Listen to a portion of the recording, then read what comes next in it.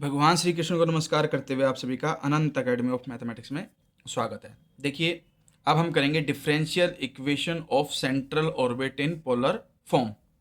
ठीक है, तो सबसे पहले तो ये कि आप एक फिगर ड्रॉ करोगे ओ एक्स और इधर से ओ पी, जहाँ पर आर वेक्टर होगा, एक पॉइंट पी होगा आर थीटा,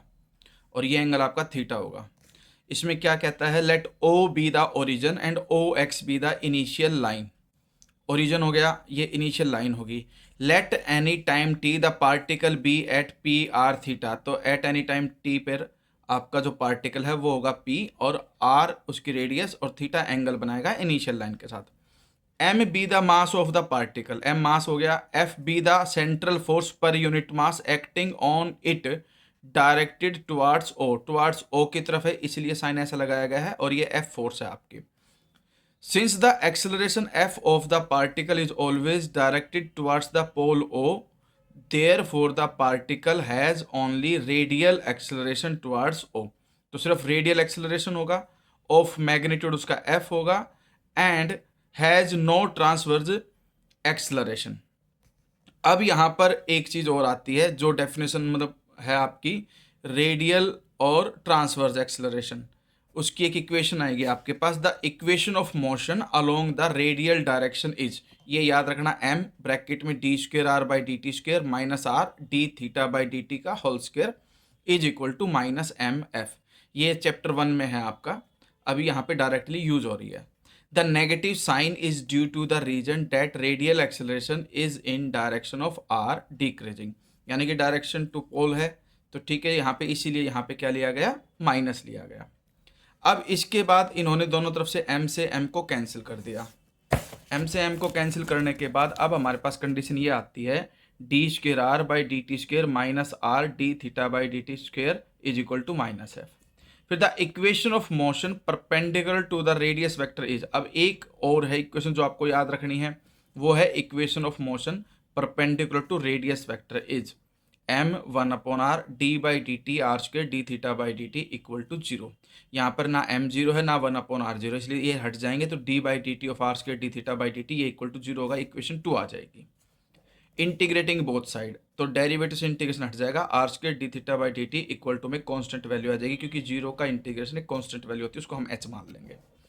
अब हमारे पास जो आर है हम उसको लेट करेंगे वन अपॉन यू, फिर differentiating equation for with respect to t, यानी कि जो आर है equal to one upon u, उसको with respect to t derivative करेंगे, तो आर का derivative d r by D T equal one upon u का डेरिवेटिव होगा minus one upon u square, और साथ में यू का d you by D t. फिर नेक्स्ट स्टेप में इन्होंने क्या किया, डी यू को डी थीटा से डिवाइड किया, ऊपर मल्टीप्लाई किया, तो डी थीटा के अपॉन डी टी लिख दिया, यानी कि इन्होंने क्या किया, जो आपके पास d you by D t था इसको डी थीटा से मल्टीप्लाई डी थीटा से डिवाइड कर दिया, तो एक तो d you by D theta हो गया वो पहले लिख दिया, दूसरा d theta by D t हो गया वो बाद में लिख दिया, इस तरह से। ठीक है, अब minus R square D theta by D T को पहले लिख दिया और D you by D theta को बाद में, क्योंकि ए डॉट बी लिखो या बी डॉट ए एक ही बात है। अब हमारे पास ये कंडीशन पहले आ चुकी थी, are square D theta by D T की वैल्यू एच लेनी है, तो minus as it is r square D theta by D T की वैल्यू एच रख दी और D you by D theta as it is. फिर differentiating with respect to t, इसको फिर से डिफ्रेंशिएट कर देंगे, d r by D t का तो हो गया सेकंड डेरिवेटिव इक्वल में minus h constant, D you by D theta का second derivative d square u by D theta square और थीटा का d theta by D t. ठीक है, अब यहाँ पर इन्होंने क्या किया, d theta by D T की वैल्यू निकाली, और वो वैल्यू कहाँ से निकाली, वो यहाँ से निकाली, d theta by D T is equal to H upon are square, यानी कि d theta by D T की value h upon are square put कर दी। अब ये पुट करने के बाद फिर इन्होंने थोड़ा सा और सिंप्लीफाई किया और उसमें वन अपॉन आर स्क्वेयर को यू स्क्वेयर लिख दिया, क्योंकि आर अगर वन अपॉन यू है तो सीधी सी बात है यू भी आपका क्या है, वन अपॉन आर है, तो ये वन अपॉन आर स्क्वेयर है उसको यू स्क्वेयर बना दिया इन्होंने, तो minus H D square u by D theta square H U square और माइनस एच स्क्वेयर और यू स्क्वेयर पहले लिख दिए, D square u by D theta square बाद में। फिर substituting the value of D theta by D T and D square are by D T square in equation 1, हमारे पास जो equation 1 थी उसके अंदर हम क्या करेंगे, D theta by D T की वैल्यू, देखिए D theta by D T की वैल्यू तो क्या निकली आपके पास, ये कंडीशन थी are square D theta by D T is equal to H था, तो D theta by D T is equal to H upon are square. एक तो ये वैल्यू आई, दूसरी D square are by D T square की value ये आ गई। ये दोनों वैल्यू आप कहाँ पुट करोगे, इक्वेशन 1 में, सेकेंड डेरिवेटिव की वैल्यू, फिर माइनस आर, यहाँ पर एच अपॉन आर स्क्वेयर का फिर से स्क्वेयर कर रखा है इन्होंने, ठीक है। तो ये वैल्यू आपने पुटअप कर दी, और उसमें भी 1 अपॉन आर स्क्वेयर को आप ये लिख सकते हो एच यू स्क्वेयर लिख सकते हो, ठीक है। पुट करने के बाद अब जो मैक्सिमम कॉमन जा सकता है वो कॉमन लो, नेगेटिव कॉमन गया, नेगेटिव दोनों तरफ कैंसिल हो गया। H square u square, H square u square common जा सकता है, तो H square u square common ले लिया, D square u by D theta square plus, क्योंकि नेगेटिव तो कॉमन जाके कट चुका है,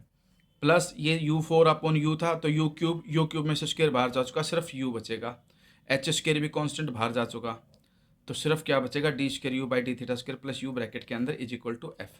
अब d square u by D theta square plus u is equal to f, upon में ये एच स्क्वेयर यू स्क्वेयर चला जाएगा। तो which is the required differential equation of central orbit in polar coordinates referred to the centre of the force as the